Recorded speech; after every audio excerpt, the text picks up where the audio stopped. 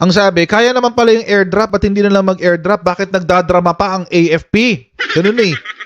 Ganun yung drama kasi, ganun yung comments ng mga trolls dun sa loob ng, dito sa page na to. Ganun yung comments. Bakit ba kasi nagbabarko pa? Kaya naman pala ng helicopter. Eh kung helicopter, walang gulo. Ang drama-drama ng AFP natin, pinagbumukha lang masama si China. Ganyan-ganyan. Oh, ganun yung sinasabi doon sa page. Kaya nagsalita ang AFP. Anong sinabi ng AFP? Ito yung sinabi nila. Fake news daw yan. Kasi yung post na yan daw ay from December 26, 2021. So may effort nga. Merong ebidensya ng sadyang mamanipula ng impormasyon. Tapos, yung nagmamanipulate ng impormasyon, mga kotsero, mga pro-China. Mga pro-China. Alam na natin kung sino yan.